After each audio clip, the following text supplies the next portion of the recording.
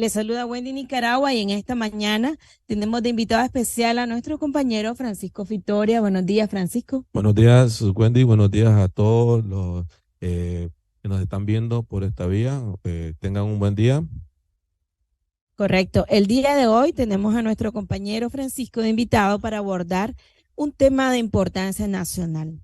Las musáceas son un rubro de carácter de exportación, de carácter de comercialización nacional y requiere mucha atención, sobre todo para prevenir enfermedades que son de alerta nacional y a veces hasta internacional, ¿verdad, Victoria? En Así este es. caso, la marchitez por fusarium en mosáceas es el tema que nos compete el día de hoy.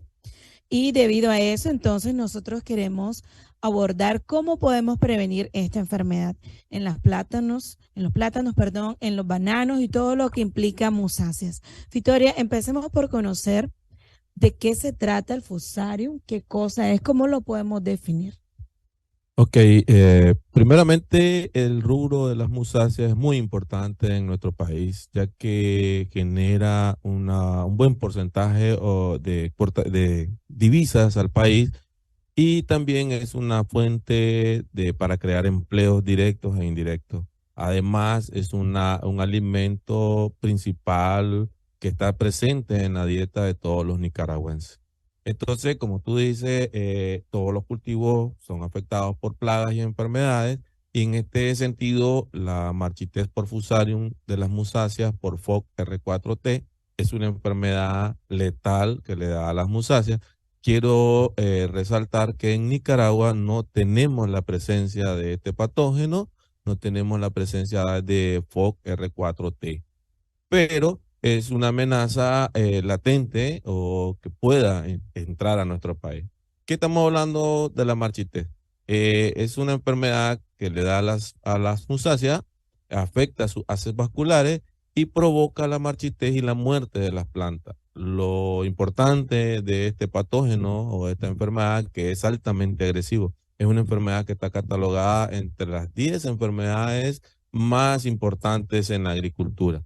No tenemos presencia en Centroamérica, eso es muy importante, pero sí ya tenemos presencia en los países latinoamericanos, confirmado en Colombia, que están haciendo un tremendo trabajo para mantenerlo, contenerlo en los brotes que están. Y Perú y Venezuela son los últimos dos países que han reportado oficialmente la presencia de este patógeno. Es un hongo que entra por el suelo, al final va atacando las raíces, el tallo, la fruta. ¿Cómo es el primer indicio que el productor o el empresario va a identificar? ¿Dónde lo va a identificar? Es importante que todos nuestros productores estén empoderados sobre los síntomas internos, externos de esta enfermedad, porque es así como nosotros vamos a poder dar un manejo oportuno o la alerta de manera oportuna ante nuestras autoridades fitosanitarias para contener un brote.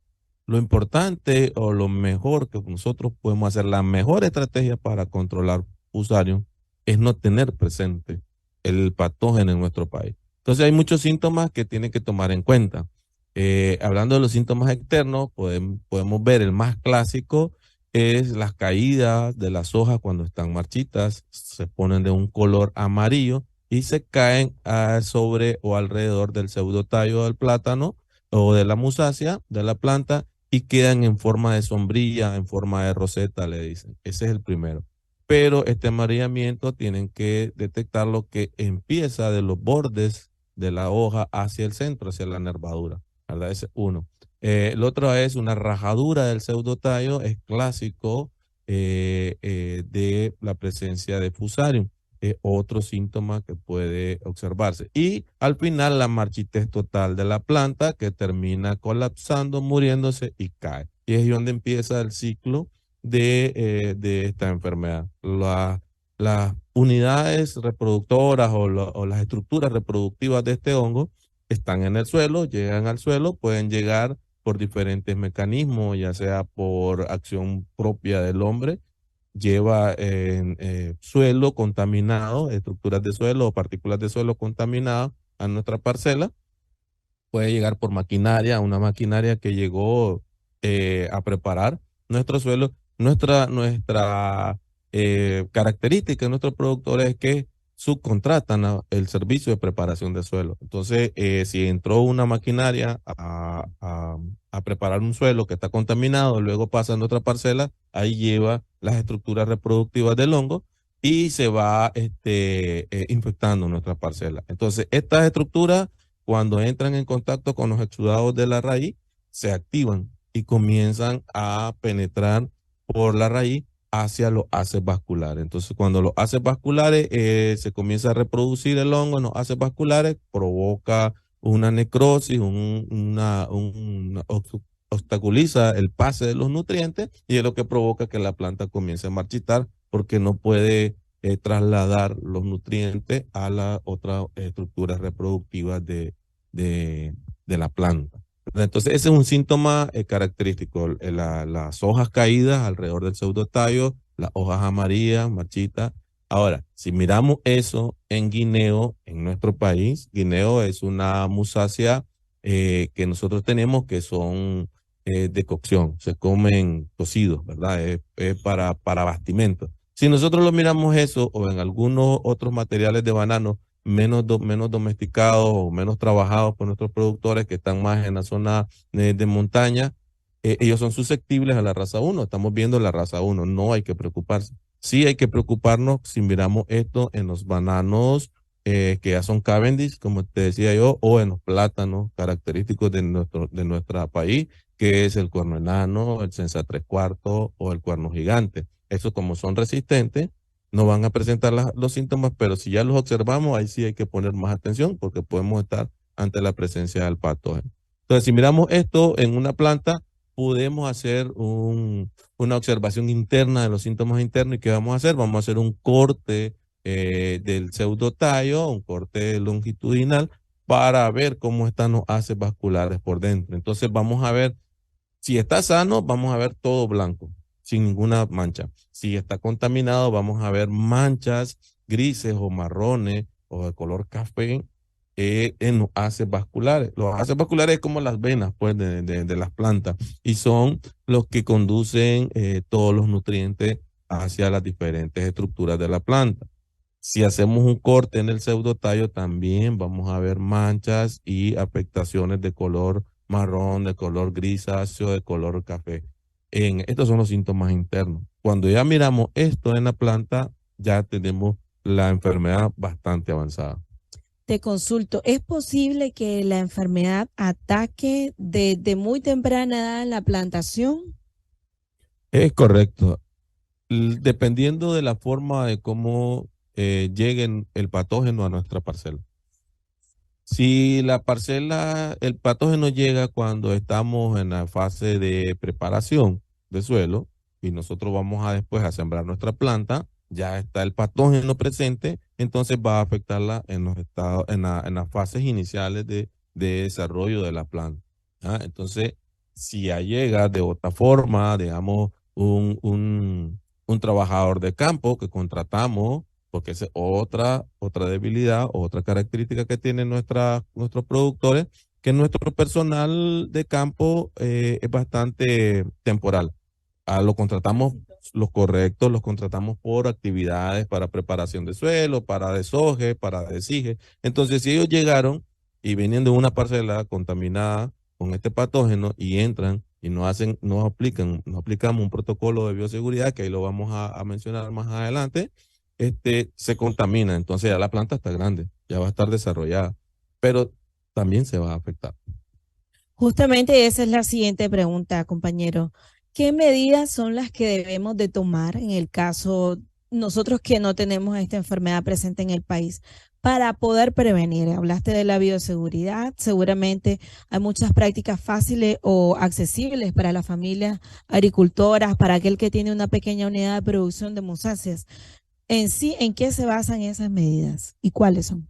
Ok, una vez que eh, OIRSA, que es el ente regional que rectorea todo lo que son los asuntos fitosanitarios, y en el cual nosotros somos parte de ese acuerdo, ¿verdad? O ese organismo, ellos confirman la presencia del patógeno en Colombia. El gobierno de Nicaragua activa todo lo que son sus protocolos de bioseguridad. Entre las actividades que se han desarrollado está el fortalecimiento de el sistema jurídico, por decirlo así, ¿ya? Que es nuestras leyes.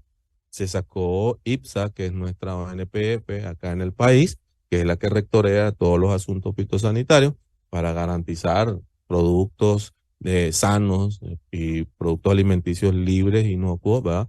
Eh, Sacó una resolución donde prohíbe la introducción de material vegetal de musácea y también las artesanías, porque las artesanías que se hacen con el material de musácea, este microorganismo o este patógeno puede venir dentro de estas artesanías. Y otra serie de regulaciones que están en esa resolución. También comienza y organiza las instituciones que tienen que ver con el sistema agropecuario a que comiencen a hacer acciones. Una de las acciones es hacer coordinaciones, convenios con otros organismos. Entonces, IPSA trabaja muy estrechamente con OIRSA y con FAO en esto.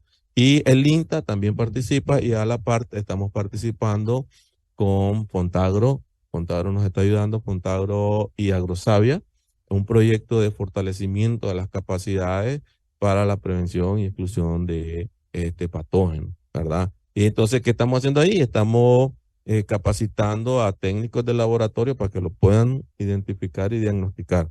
Y estamos capacitando a técnicos, productores y toda la población en general, ¿verdad? Donde más podamos abarcar sobre la identificación de esta enfermedad. Y las prácticas de bioseguridad también estamos fortaleciendo ahí. ¿Qué ha hecho el país? Ya contamos con una unidad canina, que es en los puertos fronterizos, está en el aeropuerto, esta unidad canina, que es lo que hace, identifica la introducción de materiales vegetales, ¿verdad? Eso te da la pauta de que puedes identificar si un turista viene con algún material. Y si es un material de musácea, entonces se le retiene y hay un protocolo para eliminar todos esos materiales y evitar la introducción del patógeno. También hemos trabajado con SINAPRED ahora muy estrechamente y se está elaborando una propuesta para un protocolo de actuación. Cuando se presente un caso, ¿qué es lo que va a hacer cada una de las instituciones? Y estamos inmersas todas las instituciones del Estado, ¿verdad? También van a activarse eh, unidades para desinfectar y lavar los vehículos que van a entrar y salir al país, ¿verdad? A nivel de finca, ¿qué podemos hacer? Lo principal, como te digo, es evitar la entrada. Hay que trabajar mucho en la exclusión del patógeno.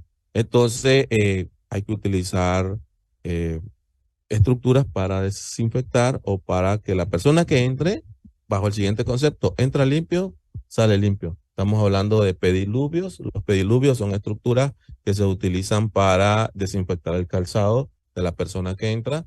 Si va a entrar a nuestra unidad de producción, es bueno tener una sola entrada y una sola salida para controlar quién entra y quién sale. Esa es la siguiente práctica, controlar quién entra y quién sale. Si ya sabes que pongámosle que ahorita no tenemos ningún patógeno, ningún caso, perdón. Pero si tuviéramos un caso y sabemos que viene de esa zona, entonces mejor, hermano, mira, buscamos cómo hacer más estrictos en los protocolos de desinfección, ¿verdad? Eso te facilita eso. También utilizar lo que son los rodaluvios, que es para que se desinfecte el vehículo que va a entrar. Estas son en unidades de producción grandes. Comercial. Correcto. Pero ¿qué puede hacer nuestro pequeño productor donde tiene que sacar la producción y entra y sale el camión de la unidad de producción? Entonces, tiene que ir implementando medidas de desinfección de los vehículos para que evite la diseminación o que evite que entre ese patógeno a su finca. O sacar la producción con su propio medio a una área donde no esté el patógeno. Ahorita hay una bonita experiencia en Riva y ya están vendiendo el plátano pelado. Antes lo vendían en racimo, después en unidades de dedos, le quitaban los dedos, los contaban. Ahora están vendiendo a nivel pelado. Lo están comprando pelado. Hay peladoras, ya hay más de 5 o 7 peladoras y te están comprando por kilo. Eso te ayuda porque todo se va todo parejo. Grande, pequeño, mediano, va en un solo paquete porque te compran el kilo de plátano. Y eso es lo que tienen que eh, aprovechar nuestros productores para darle un giro a la forma de comercializar el plátano. Y entre menos gente llegue a tu parcela, mejor vas a hacer. ¿Ah? Pero tiene que llegar porque tiene que vender, ¿verdad? Así. Pero hay mayor seguridad. Ok. Bueno, la siguiente pregunta que me gustaría hacerte es en cuanto a la genética de los materiales que nosotros estamos promoviendo. Eh, la técnica de reproducción in vitro produce tecnología sana, ¿verdad? Libre de muchos patógenos, los cuales incluye Fusarium. ¿Basta con la genética de estos materiales? ¿Deberíamos de reforzar con otras medidas aparte de las de bioseguridad que mencionaste? Pero aquellas medidas de prevención en el uso de eh, insecticidas, bactericidas, todo lo que tiene que ver con fertilización en el cultivo, ¿se puede aprovechar algunos insumos biológicos que contribuyan a disminuir esos riesgos? Sí, claro. Esta enfermedad, como cualquier otra, el éxito está en lograr un manejo integral de la enfermedad, un manejo integral del cultivo que estamos hablando acá. Primeramente, la primera parte de tu pregunta, material genético. Nuestra genética, hasta la actualidad y con lo que conocemos, es propenso a que sea susceptible a esta enfermedad. De hecho, manejamos que es susceptible, no manejamos que tengamos resistencia, porque no lo hemos probado. Como no tenemos materiales, no tenemos el patógeno aquí, no podemos saber si es resistente. Pero de hecho, los estudios que se han hecho en otros países con el mismo grupo de nuestros cultivares, el mismo tipo de genética, han presentado que son susceptibles. Entonces, de hecho, manejamos que somos susceptibles. Estamos hablando de todos nuestros bananos y de todos nuestros plátanos. Biofábrica o Centro Nacional de Cultivo de Tejido que nosotros tenemos es un centro donde nosotros podemos producir plantas libres de plagas y enfermedades que se reproducen por medio de la semilla. No solo de Fusarium, estamos hablando de moco, de erwinia, de nematodos, de picudo y de virus que hay en el plátano, ¿verdad? Entonces, ¿qué ha hecho el mundo alrededor? Hay múltiples estudios donde ya se han generado materiales resistentes a Fusarium, pero más en banano. Están, como la industria en otros continentes, la industria de la musacia está más basada en el consumo de fruta fresca, que es el banano, ¿verdad? Entonces ellos han desarrollado muchos de estos. Hay un cultivar o una raza que se llama Formosana, que la está distribuyendo Galitex, que ya está probada, que tiene buena resistencia. Y a nivel de estudio hay muchos materiales que presentan resistencia, pero en banano. Plátano yo todavía no he encontrado un material que diga que sí. Hay un estudio en China, ya, que hicieron en China, donde hay un grupo de plátanos que nosotros los conocemos como FIA, FIA 1, FIA 2, que es una fundación hondureña que hizo un trabajo de mejoramiento y los probaron y presentaron resultados muy promisorios. Todavía no concluyen con lo de la resistencia, pues tienen que seguir probándolo, pero sí muchos de estos materiales presentaron un grado de resistencia hacia o tolerancia a este patógeno. Y eso es muy bueno porque es un material que lo tenemos incluso ya en el país. No está distribuido comercialmente porque esto de los cultivares y de las variedades es muy, como te diría yo, estricto, porque nosotros los consumidores somos muy Selectivo. selectivos. Nos gusta el plátano crujiente, sabroso de sabor. Y cuando ya hablamos de banano, nos gusta el banano dulce, banano que tenga un buen sabor. Y entonces cuando ya nos cambian el sabor, ya no lo queremos comprar y entonces a los productores no les interesa producirlo, pero sí están a nivel de muchas parcelas y fincas pequeñas a nivel de productores y nosotros tenemos algunos de esos materiales en nuestros bancos de germoplasma. Genial. Bueno, Victoria, ya hablamos de las medidas de prevención, cómo identificar esta enfermedad de Fusarium. Luego, ¿qué podría ser algo que no hemos abordado que consideres importante sobre el trabajo que viene haciendo el INTA con la familia agricultora, con la familia platanera, la familia bananera, sobre lo que tenemos que hacer. Hay un trabajo de prevención al que tenemos que entrarle fuerte. De aquí en adelante esperamos, ¿verdad?, mantener al margen esta enfermedad. Si bien ya dijiste, está en algunos países de América del Sur, pero por lo menos Costa Rica, Honduras, que son otros países bastante productivos de musácea, no existe, no está presente. Entonces, nuestra alerta siempre debe mantenerse en torno a la prevención. Y todo el trabajo que viene haciendo la institución, SINAPRED, IPSA también, o IRSA, FAO a nivel internacional, están basados en esto. ¿Qué más tenemos que decir acerca de la prevención de Fusarium? Algo así como para resumir ya. Ok. Solo comentarte lo que no terminé en la pregunta anterior, que era lo de los microorganismos. Hay muchos estudios que demuestran que tricodermas, cepas de tricoderma y Bacillus subtilis son muy eficientes para controlar. Esto que es tricoderma es hongos que controlan otros hongos y bacterias que pueden controlar hongos y bacterias. Entonces, hay bastantes estudios. Nosotros estamos desarrollando con la Universidad Nacional Agraria también un estudio sobre este tema, pero en raza uno. Como no tenemos raza 4, tenemos que aislar la raza uno y agotar lo que es con esta raza. Como son patógenos de igual característica, entonces ya nos han dicho que si controlamos uno, podemos controlar 4 con el mismo mecanismo. Porque no vamos a traer al patógeno para pruebas de investigación. ¿Qué tenemos que hacer? ¿Qué tenemos que seguir haciendo a nivel de INTA? Vamos a seguir fortaleciendo lo que son los estudios. Hay que hacer bastante trabajos de investigación, hay que hacer muchos trabajos de investigación. Internacionalmente han hecho bastante. A nivel institucional, promover el mensaje de la prevención y la exclusión de este patógeno con nuestros productores que se capaciten en las prácticas de bioseguridad. Hay muchas prácticas que creen que son dinero, pero no, todo es actitud.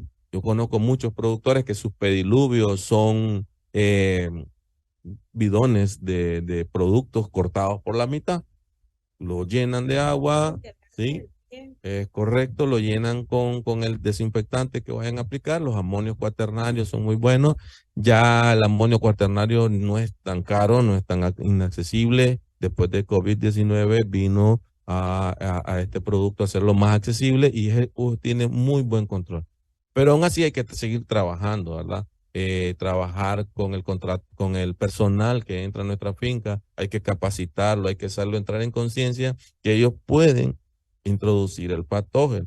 Pero dirá un trabajador de campo, yo que me interesa, que yo de todas maneras no tengo plátano, pero trabaja en una finca. Se ha demostrado que en las parcelas o en las empresas donde se dedican a este rubro y entra el patógeno, como el protocolo dice que tenemos que cuarentenar la unidad productiva, ¿verdad? O primero el foco, el brote, los focos y todo esto, lo que es la cuarentena, baja su contratación de personal, también baja su exportación, puede bajar su producción y eso va a ir significando que nuestros productores van a ir disminuyendo su capacidad de producir divisas y entonces de generar empleo. Entonces, esto es una medida para todos. Igual como nosotros como consumidores de plátano, hay muchas personas que viajan al exterior y les pueden regalar una artesanía que es de plátano. Entonces, ese mensaje hay que venderlo, no introducir materiales